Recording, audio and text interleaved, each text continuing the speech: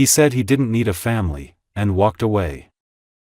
2 years later, he saw her with a child who had his eyes. And everything changed.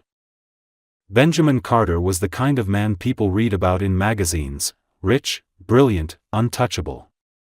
At only 34, he had climbed the ranks of New York's most powerful financial elite and now sat at the top as CEO of Carter Holdings, an international investment firm with clients on every continent. His schedule was packed down to the minute. He flew first class, ate alone, slept little, and trusted no one. Relationships, to him, were distractions. Family was a weakness he couldn't afford. In his eyes, love made men soft, and soft men didn't survive in his world. Olivia Raines lived in a different universe altogether. At 26, she was still paying off art school loans and sharing a loft with 2 other struggling creatives in Brooklyn. She painted by day and worked as an interior design assistant by night, just to keep the lights on. Despite the chaos, she radiated hope. Her dream was simple: open her own gallery, sell enough art to live modestly, and find someone who saw beauty not just in her work, but in her. She believed in love the way children believe in fairy tales, completely, without hesitation. Their worlds collided by pure accident. Olivia had been contracted through a small design firm to help style the reception area of Carter Holdings' new Manhattan office. It was supposed to be a 2-week gig, light, decorative touches. She never expected Benjamin Carter to even show up, let alone stand behind her one afternoon and comment on her choice of light fixtures. "Too soft," he said, arms crossed, voice sharp. She turned, startled, and met eyes that were a dark, piercing brown, so intense they nearly made her forget how to breathe. She disagreed with him immediately, and boldly. "Too soft for what? For an office, or for your ego?" He laughed, and for the first time in years, something cracked open in him. It wasn't just her looks, though she was stunning, with ice blonde hair and clear blue eyes, it was her courage. She didn't flinch under pressure, didn't try to impress him. She challenged him. Intrigued, he offered to take her to dinner, strictly professional, he said, but they both knew it wouldn't stay that way. The dinners turned into nights, the nights into weekends. They lived in a bubble of stolen time, where he taught her to slow down and she taught him to feel. For 3 months, they balanced on the edge of something neither of them had expected, something terrifying and real. But just when it started to feel like something solid, something permanent, Benjamin recoiled.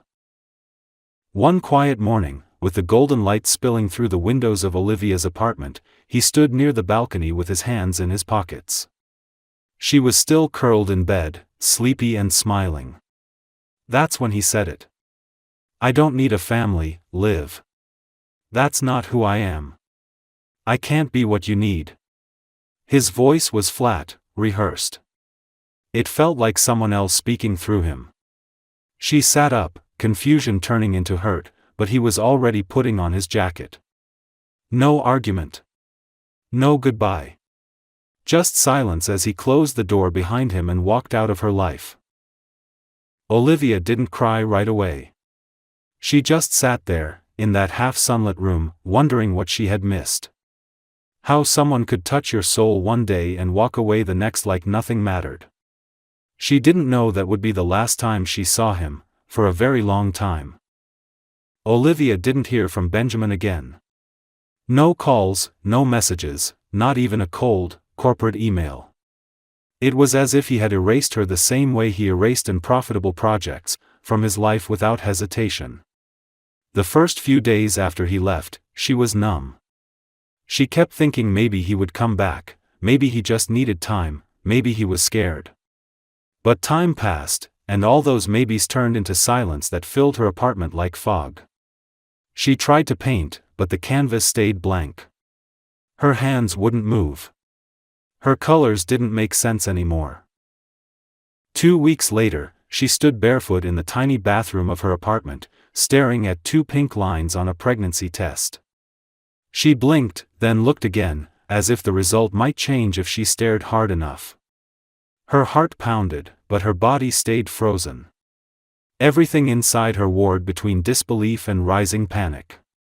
She sat on the cold tile floor, wrapping her arms around her knees, and let the truth sink in. She was pregnant. With Benjamin Carter's child. For hours she sat there, not moving, barely breathing. It wasn't just the shock of becoming a mother, it was the overwhelming knowledge that she would have to do it alone. The man who had looked into her eyes and touched her heart had also told her, without hesitation, that he didn't want a family. She could still hear him saying it, like a cruel echo, "That's not who I am." Well, it was who she was now. At first, she thought about calling him. She even drafted a message late one night, "I need to tell you something. Please call me." But she didn't send it. She imagined how it would go, how he'd react, or worse, how he wouldn't. What if he told her to get rid of it? What if he offered money and nothing else? What if he said nothing at all? She deleted the message and promised herself she wouldn't beg a man to be a father. A week later, Olivia packed her bags and left New York. There was nothing left for her there, not the apartment that still smelled like his cologne, not the streets that reminded her of him at every corner. She took the train north to Vermont, where her Aunt Helen owned a small farmhouse outside a sleepy town called Maple Hill. The air was clean, the people kind, and most importantly, no one knew her there. It was a place to disappear and begin again. The months passed slowly, each one marked by nausea, exhaustion, and the quiet ache of missing something that never fully belonged to her. Helen became her rock, never asking questions she knew Olivia wasn't ready to answer. Together, they prepared the nursery in a spare bedroom overlooking the apple orchard. Olivia painted the walls a soft gray-blue and filled it with light, hoping her child would never feel the darkness she had known. When Jacob was born on a foggy March morning, the world seemed to pause. He came into her arms screaming and perfect, with a full head of dark brown hair and eyes so deep and familiar that Olivia gasped. He didn't just look like Benjamin, he was a mirror. She held him tightly against her chest and cried for the first time in months. Not because she was scared. Not because she was alone. But because she had never felt love this overwhelming in her entire life. She named him Jacob Elias Rains and signed the birth certificate with trembling hands. There was no father's name. Just hers. She had chosen this. She would raise him herself. Every sleepless night, every lullaby, every bottle, he was hers. And even when she was tired to her bones and her hands were covered in paint or formula or tears, she never once regretted keeping him. Still, sometimes in the quiet of the night, when Jacob slept curled against her and the farmhouse was completely still, she would wonder if Benjamin ever thought about her. If he'd ever know what he missed. If he'd look into some child's eyes one day and recognize something that was once his. But she didn't let herself stay in those thoughts for long. She had Jacob now. That was enough. Benjamin Carter stood on the 57th floor of a Manhattan skyscraper, staring out at the city he once conquered with relentless precision. The skyline hadn't changed, but something inside him had. He didn't know when it began, maybe it was after the third sleepless night in a row, or the fifth time he closed a billion-dollar deal and felt absolutely nothing. He had the penthouse, the awards, the respect of every boardroom he entered, but lately the silence of his own success had become deafening. No one questioned his decisions, no one challenged his vision, and no one touched his heart. Not since her. For a long time, he tried to push Olivia out of his mind. He buried her memory under 12-hour workdays, meaningless business dinners, and expensive distractions. He told himself it had been a short affair, nothing more. But the truth gnawed at him during the quiet hours, the way she looked at him without expectation, the way she laughed when he was too serious, how she once painted a storm just because he said he hated the rain. She had seen through the sharp suits and polished power. She had loved him before he even knew what love was. And he had thrown it all away with a single sentence. He hadn't even realized how much he missed her until he stopped pretending he didn't. The change began slowly. He stopped accepting invitations to after-hours events. He declined vacations with acquaintances he didn't care about. He found himself looking out of windows more than into board reports. He was losing focus, and his assistant began noticing.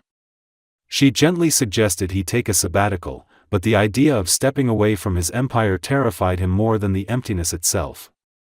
So he stayed, moving through the motions of a life he no longer felt connected to. One rainy evening in October, he attended a charity auction hosted by one of Carter Holdings' partner foundations. He wasn't interested in the event, but appearances mattered, and he needed to remind the press he was still very much in control. As he walked past a display of donated artwork, something made him stop. A painting hung on the wall, a forest in early winter, cold light streaking between bare trees, and in the distance, a small figure walking alone. The name below the piece made his heart jolt. Olivia Raines. He moved closer, eyes scanning the brushstrokes, the colors, the movement. It was unmistakably her style, raw, emotional, deeply alive.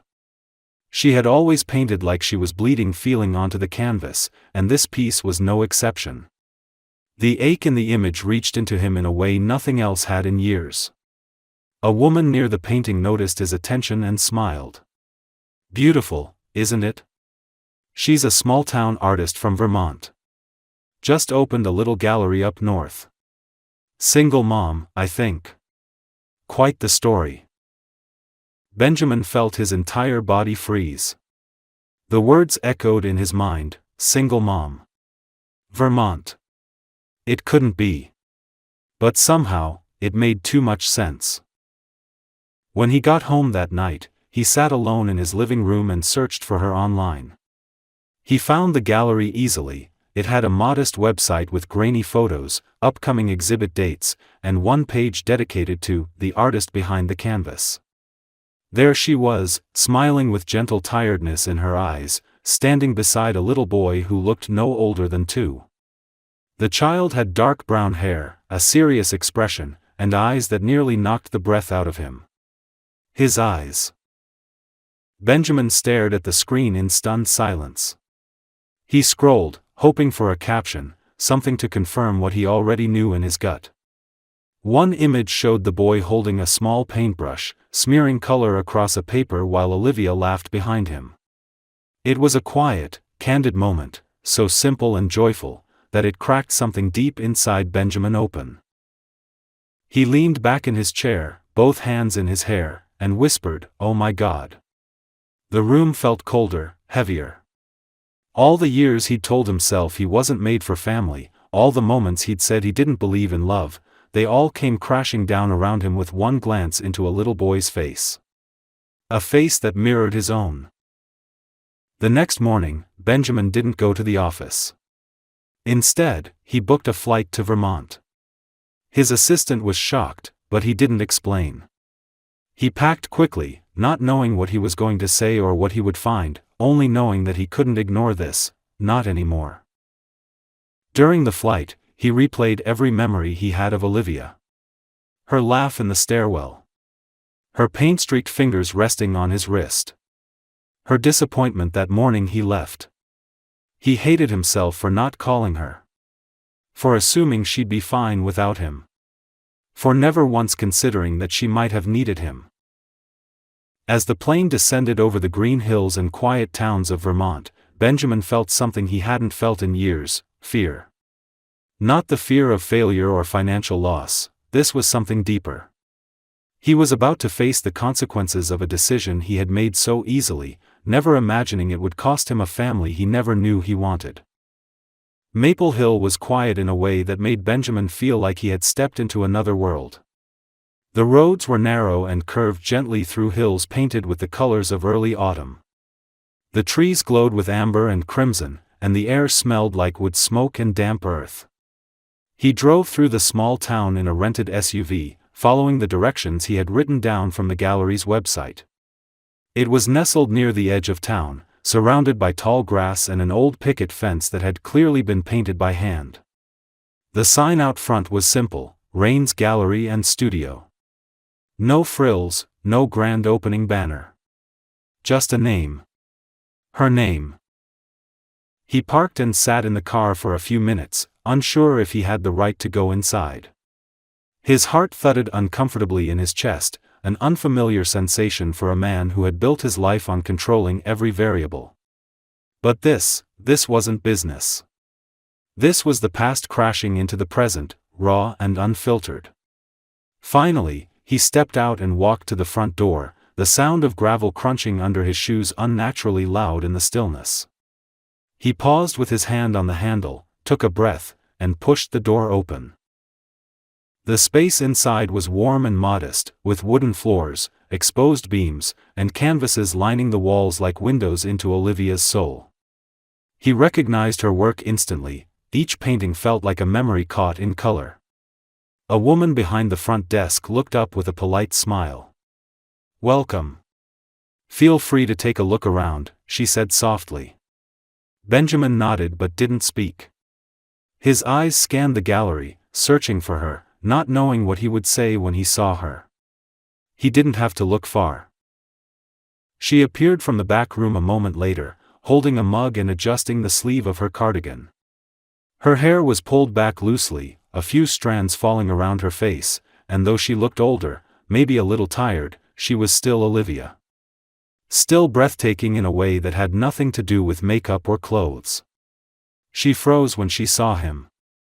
Her eyes widened, the color drained from her face, and the mug in her hand trembled slightly before she set it down on a nearby table. He stood still, unsure if he should speak first. He could see a dozen emotions crossing her face: shock, confusion, hurt, and something else he couldn't name. "Olivia," he said, his voice low and unsteady. "Hi." It sounded painfully small, almost absurd after 2 years of silence. She didn't answer right away.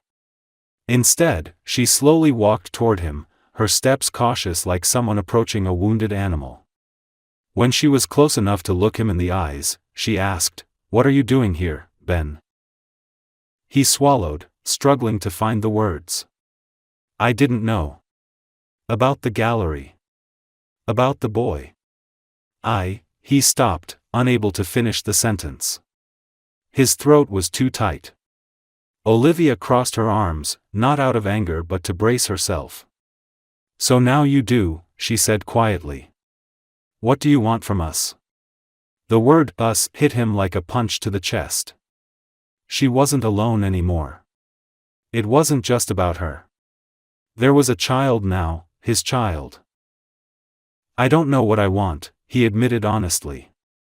I saw his photo. And I knew. I had to come." Olivia didn't say anything for a long moment. Then, with calm precision, she said, "He's 2.5. His name is Jacob. And he's everything to me. You left before I even had the chance to tell you." Benjamin felt a wave of guilt so sharp it nearly took him down. He looked at her, really looked at her, and saw the strength in her face, the quiet resilience. She had gone through pregnancy, birth, and raising a child without him. And still, she stood here, steady, unflinching. "I made a mistake," he said. "I thought I was protecting you. That I couldn't be that man. That I'd just ruin everything if I stayed." His voice cracked slightly, and he hated how vulnerable he sounded. "I didn't realize what I was walking away from. I didn't realize it would feel like this." Olivia's expression softened, but only a little. "What exactly do you feel, Ben? Regret? Curiosity? Or something real?" Her words weren't cruel. They were careful. She needed to know, and she had every right to ask. Before he could answer, a small voice from behind her called out, "Mama." Olivia turned, and there he was, Jacob. He came running from the back hallway, his tiny sneakers thudding against the wooden floor. He had a crayon in one hand and a smudge of paint on his shirt. When he saw Benjamin, he stopped abruptly and tilted his head, studying him. Benjamin knelt instinctively, unsure if the boy would come closer. Jacob looked up at Olivia, then back at the stranger with the brown eyes that mirrored his own. "This is Mr. Benjamin," Olivia said gently, her voice tight but even. Jacob blinked, then offered him the crayon as if it were a peace offering. Benjamin took it, heart hammering in his chest. "Hi, Jacob," he said softly. "I'm really happy to meet you." The boy didn't answer, just stared at him for a long time before turning back and running off toward the back room again, as if he had decided that was enough for today. Benjamin stood slowly, holding the crayon like it was something sacred. Olivia watched him, and in her eyes he saw something shift. Not forgiveness, not yet, but maybe the first glimmer of possibility. Without another word, she walked to the door and opened it. He followed. When he stepped outside, she said quietly, "I don't know what this means yet. But I need time. And space. This isn't just about you anymore." He nodded, unable to argue. She looked at him one last time, then closed the door gently behind her. Benjamin stood on the porch, alone, holding a child's crayon in his hand like it weighed more than all the gold in his empire. Benjamin didn't leave Maple Hill that day. He couldn't. After seeing Jacob, after hearing Olivia say his name with so much quiet strength and measured pain, something inside him shifted so profoundly that even the thought of returning to his old life felt unbearable. He checked into a small inn on the edge of town, a converted farmhouse with creaky floors and floral curtains, and sat on the bed for what felt like hours, staring at the crayon Jacob had given him. It was orange, worn down, with bite marks at one end. A child's token. A child who had his eyes, his hair, his presence. A child he hadn't known existed until 24 hours ago. The next morning, after barely sleeping, Benjamin walked to the gallery. He didn't go in. He stood across the street with a coffee in hand, watching through the large front window as Olivia opened up. She didn't see him, or if she did, she didn't acknowledge it. Her movements were focused and precise, turning on lights, straightening paintings, adjusting a small display near the register. She looked like someone who had created something from nothing and guarded it with quiet, daily dedication. Watching her made something inside him ache. He had missed everything. Her pregnancy. Jacob's birth. His first steps, his first words. The guilt was a physical thing now, pressing on his chest. Later that day, he sent her a message. Just one. "I'm staying in town. I don't expect anything. I just want to talk. When you're ready." She didn't respond right away. A day passed, then two. On the third day, he was walking down Main Street when he saw her coming out of the small grocery store with a bag of apples and a bottle of milk. He instinctively offered to help, and to his surprise, she let him take one of the bags. They walked side by side in silence for a while. She didn't ask him why he was still there, and he didn't push her to speak. It was enough just to walk together, however strained the silence between them might have been. That night, she called. Her voice was quiet, controlled. "If you want to talk, come by tomorrow morning. Jacob will be at preschool." He agreed without hesitation. The next morning, Benjamin returned to the gallery, but this time she led him to the small apartment above it. It was modest and full of warmth, hand-painted walls, a few scattered toys, children's books stacked neatly on a side table. He could see the life she had built, one room at a time. She poured them both tea and sat across from him at the small kitchen table, her hands wrapped around the mug like she needed the warmth to steady herself. "I don't hate you," she began. "But I can't pretend you didn't hurt me." Her voice didn't waver. "You made a choice. A clear one. And I lived with the consequences while you continued building your empire." Benjamin listened without interrupting. He had expected anger. maybe tears. But the calmness in her voice made it worse. It wasn't dramatized pain, it was truth. Unembellished, undeniable. "I know I don't deserve anything from you," he said quietly. "But I need to say this. I made that choice out of fear. I didn't know how to love someone without losing control. I thought if I stayed with you, I would ruin it. So I left, thinking I was protecting you from me. But it was the worst decision I've ever made." Olivia didn't respond right away. She sipped her tea and looked out the window, where the trees were just starting to turn gold. When she finally spoke, her voice was softer. "I raised him alone. Every decision, every fever, every night he woke up crying, I was there. And I kept thinking, not just about you leaving me, but about the man he might have had as a father if you'd stayed."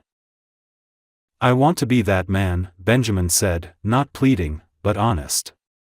"Even if I'm late. Even if it's hard. I'm not here to ask you for anything. I just want the chance to know him. To be there for him now." "And what happens when you get bored?" she asked, meeting his eyes. "When the novelty wears off and your real life calls you back? Will he have to wonder why the man with his eyes disappeared again?" He felt that question like a knife. "I won't disappear," he said. "Not again. I'm not who I was 2 years ago. I know it's going to take time to prove that. I don't expect you to trust me. But I'll earn it, every day if I have to." There was a long silence between them after that. No dramatic declarations. No sudden reconciliation. But something shifted. A crack in the wall, a breath of air through a long-closed window. Olivia nodded slowly and said, "He loves books. And airplanes. He builds things out of cereal boxes. You could start there." It wasn't an invitation, it was a trial. A path forward, narrow but real. Benjamin didn't smile or thank her with overblown gratitude. He simply nodded, understanding the weight of what she was offering. For the next few days, Benjamin showed up at the preschool gate after class with small gifts, paper planes, puzzle pieces, picture books. He never pushed. He let Jacob decide how much space to give him. At first, Jacob was shy, more curious than affectionate. But Benjamin didn't mind. He took whatever the boy gave him, quiet glances, brief smiles, tentative questions, and held them like treasures. He was rebuilding, not just his connection to his son, but the very foundation of the man he thought he was. And for the first time in years, he didn't feel powerful or successful. He just felt human. And alive. Jacob didn't take to Benjamin immediately, and Benjamin didn't expect him to. The boy was cautious, observant, more thoughtful than most children his age. He would peek at Benjamin from behind Olivia's leg or the edge of a doorframe, studying him with quiet curiosity but keeping a careful distance. Benjamin respected that. He didn't try to win Jacob over with flashy gifts or forced affection. Instead, he showed up. Every day. Sometimes just for a few minutes after preschool, sometimes longer on weekends. He brought small things, a new set of crayons, a tiny wooden airplane he carved by hand, a book with pages full of colorful animals. But more than anything, he brought consistency. He never missed a day. He never broke a promise. Olivia watched all of this with quiet caution. She didn't interfere, but she didn't encourage either. She let Jacob take the lead, let Benjamin do the work. And Benjamin did. He learned how to build pillow forts and how to make cardboard rockets with only tape and imagination. He sat on the floor and let Jacob paint on his hands, his arms, even his face. He read aloud at bedtime, his voice trembling the first time Olivia allowed it, barely trusting himself to turn the pages.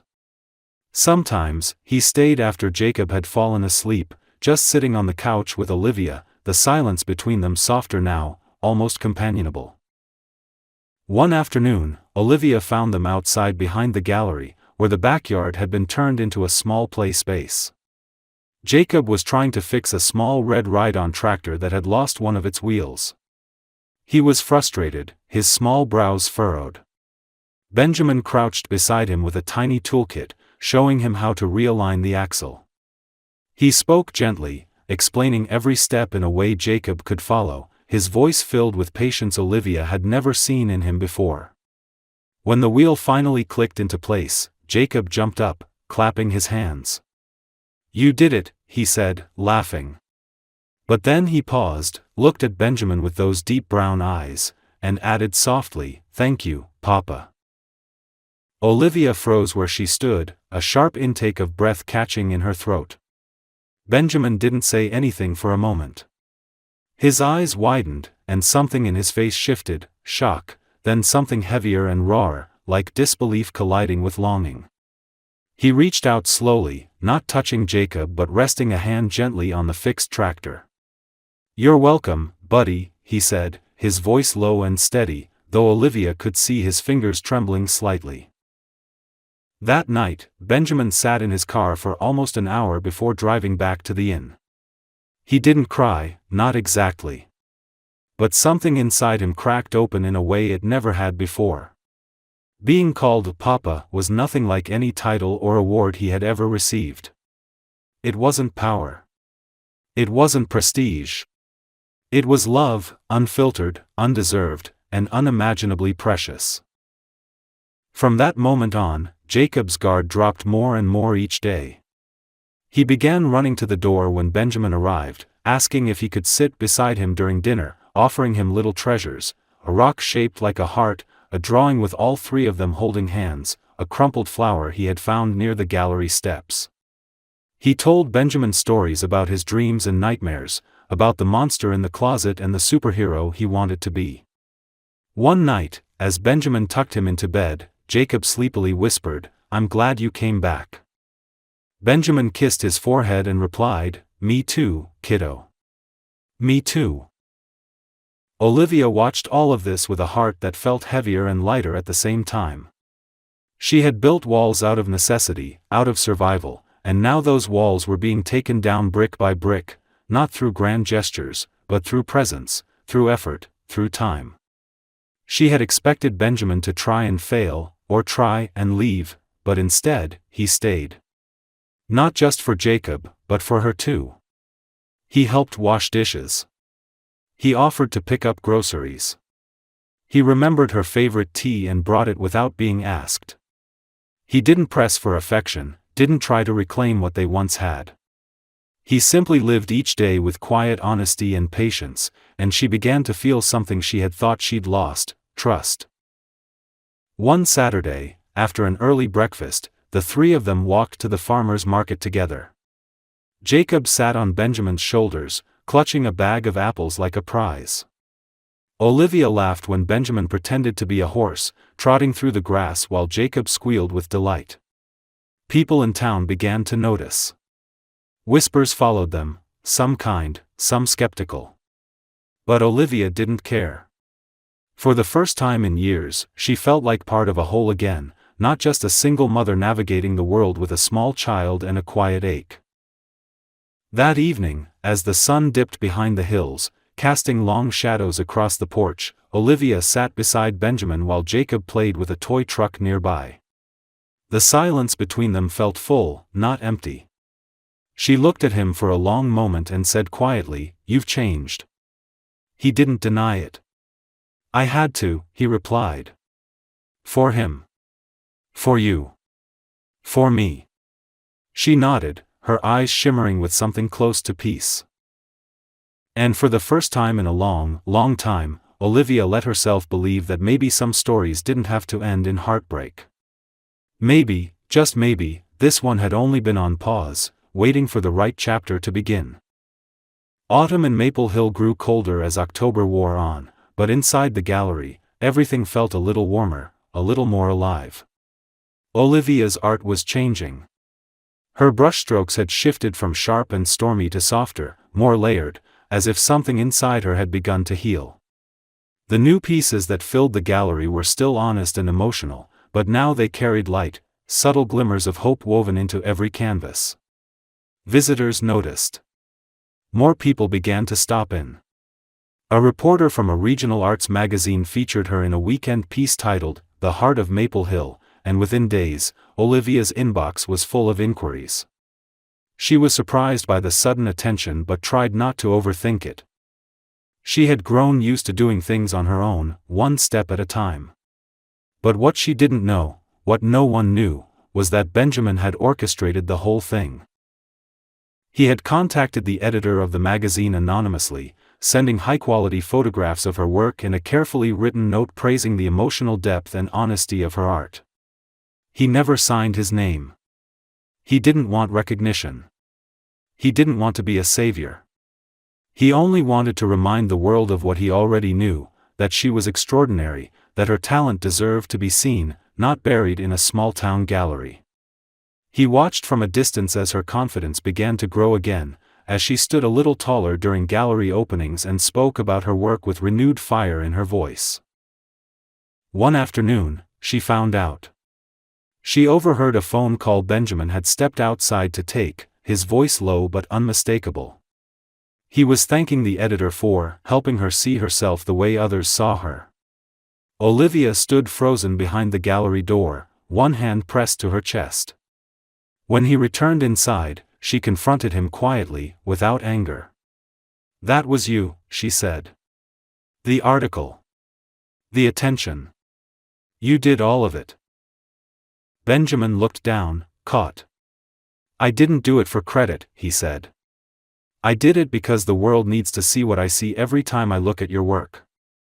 I wanted you to remember what it feels like to be seen, not just as a mother or a gallery owner, but as an artist. You haven't lost that. Not even close."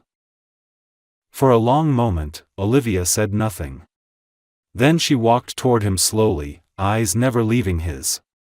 "You keep doing this," she said. "Not just for Jacob, but for me. And it's making it really hard to keep you at arm's length." He didn't smile. He didn't speak. He just waited, breathing quietly, letting her take the lead. She stopped inches from him and whispered, "I don't know what this is, or what it's supposed to be. But I know you've changed. And I know you mean it." Benjamin reached for her hand, gently lacing his fingers with hers. "I don't want to rewrite the past," he said. "I just want a chance to build something better from here." They stood like that for a while, close but not rushed, cautious but no longer afraid. Olivia didn't promise anything. She wasn't ready for promises. But that night, after Jacob had gone to sleep and the gallery was locked and quiet, she invited Benjamin to stay for tea. They sat on the couch with their mugs, talking quietly, their shoulders brushing now and then. She told him about her dreams before motherhood, about the gallery she once hoped to open in Manhattan. He told her about his childhood, his loneliness, the pressure to succeed. They didn't kiss, but the space between them felt full of things waiting to bloom. The next morning, Jacob ran into the living room with bedhead and a book in his arms, climbing onto Benjamin's lap without hesitation. "Read this," he demanded, pushing the book into Benjamin's hands. Benjamin smiled and began reading, his voice soft and animated. Olivia watched from the kitchen doorway, holding her mug, her chest swelling with something she hadn't allowed herself to feel in years, hope. Over the next few weeks, they continued to live in the gray space between what had been and what could be. Some days were easy. They laughed together, cooked together, even managed to visit a pumpkin patch as a trio, where Jacob rode on Benjamin's shoulders and Olivia snapped a photo she'd later print and frame. Other days were harder. Olivia pulled back sometimes, haunted by the memory of being left. Benjamin gave her space, never pushing, but always reminding her with his actions that he wasn't going anywhere this time. One night, during a cold rainstorm, the power flickered and went out. Olivia lit candles and wrapped Jacob in a blanket, settling him on the couch. Benjamin built a fire in the hearth without being asked, then sat beside them. As the flames danced, Olivia leaned her head on his shoulder, and he rested his cheek gently against her hair. In the soft, flickering light, surrounded by warmth and quiet, it felt, for the first time, like a home. The townspeople began to talk, of course. Some were skeptical, others cautiously supportive. But Olivia didn't let it affect her. She had spent too long worrying about appearances. Now she cared only about the small, growing truth she was building with the man who had once broken her heart and now showed up every day to mend it. There was no dramatic moment, no grand gesture that sealed their reunion. It happened in layers, through stories shared, dinners cooked, messes cleaned, bedtime books read, and the quiet comfort of two people learning how to trust each other again. And somewhere along the way, without even realizing it, Olivia stopped waiting for the other shoe to drop. She stopped doubting his presence. She started letting him stay. Spring came to Maple Hill with a slow unfolding of color, the snow retreating into memory as green crept quietly across the hills and fields. The trees outside the gallery bloomed in soft whites and pinks, and Olivia opened the windows each morning to let the breeze carry in the scent of thawed earth and new beginnings. Everything felt lighter now, not just in the air, but in their lives. It had been months since Benjamin first returned, and though no formal declarations had been made, their little family had begun to find a rhythm, one marked not by big moments, but by the gentle accumulation of small ones. Benjamin had rented a house just down the road, not because Olivia had asked him to leave, but because he wanted to give her space, to let this new chapter unfold naturally. Still, most evenings found him at her door, often with dinner or something Jacob had forgotten at his place. Sometimes he stayed late, sometimes he didn't. There was no pressure. Just presence. On weekends, they spent hours together, hiking through the woods behind the town, playing board games in the kitchen, or building elaborate pillow forts that took over the entire living room. Jacob called them castle days, and Olivia found herself laughing in a way she hadn't since before motherhood, free, unguarded, real. Benjamin changed in ways both subtle and profound. He no longer checked his phone constantly. The ambition that once defined every part of him was still there, but it no longer consumed him. He still flew to New York once a month to handle company matters, but he always returned with a gift for Jacob and a bouquet of wildflowers for Olivia. He didn't try to impress her with wealth or promises, just time, consistency, and quiet care. He volunteered to fix things around the gallery, read business articles to her over breakfast, and insisted she raise her prices when a collector tried to lowball her. He saw her not just as a mother or artist, but as a woman, strong, brilliant, and entirely deserving of more than she'd allowed herself to hope for.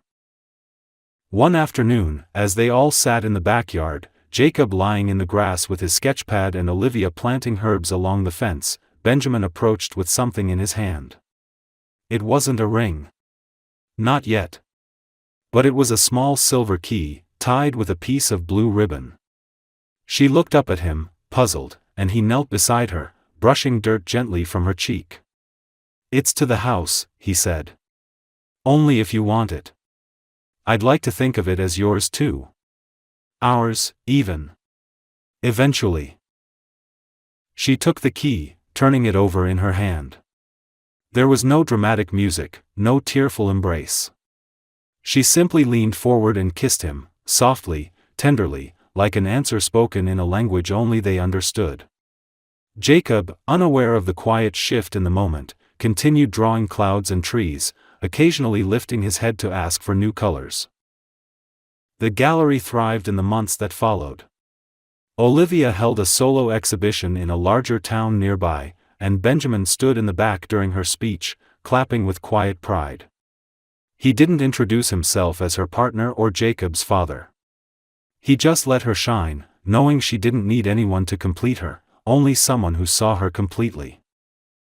Eventually, Olivia did move in. It happened not with fanfare but with boxes brought over one by one, a crib reassembled in Benjamin's guest room, and coffee mugs slowly migrating from her kitchen to his. Jacob adapted with ease, treating the transition as an adventure. He loved having his books in two places, his toys in two corners of the same home. And each night, when both parents tucked him in together, he would fall asleep to the sound of their voices, wrapped in the quiet security of a life that had, at last, come together. One evening, as they sat on the porch watching Jacob chase fireflies with a jar in his hand, Olivia turned to Benjamin and said, "I used to think stories like this didn't exist. That people don't change. That the damage we do to each other is final." Benjamin looked at her, not with guilt or apology, but with depth. "People don't always change," he said. "But sometimes they wake up. Sometimes they find their way back before it's too late." She reached for his hand and laced her fingers with his, feeling the strength there, the steadiness. "You came back," she whispered. He nodded. "You let me." Jacob ran toward them then, breathless and wild with excitement, his jar glowing with flickering light. "Look, Mama! Look, Papa!" he shouted, holding it up like a treasure. They both leaned in to admire it, their heads nearly touching, their laughter mingling in the warm night air. Olivia glanced at Benjamin, who was already looking at her, and for the first time, she felt like the story wasn't about what they had lost, it was about what they had chosen to build together, piece by imperfect piece. The future no longer frightened her. It didn't feel like a risk or a question mark. It felt like this: roots in the soil, light in the windows, laughter echoing through rooms that had once known only silence. And as they sat there, wrapped in a quiet joy that needed no explanation, Olivia knew, finally and completely, that they had all come home. This story isn't just about love, it's about how real emotions can survive mistakes, fear, and the passage of time. It shows that the path to becoming a family is rarely straight, never perfect, but always worth it when it's genuine. The ending leaves you with a quiet sense of triumph, not because the characters returned to what they once had, but because they built something new, something hard-earned, conscious, and rooted in true growth. What struck me most was the moment Ben stopped being just a remorseful man and became a father, not by biology, but by choice and action. His journey is a powerful example of how a man's strength isn't in control or distance, but in showing up, listening, and being willing to change. And Olivia is the kind of woman who walked through loneliness without becoming bitter, without turning herself into a victim. She became stronger, deeper, but never lost her softness or her belief in love.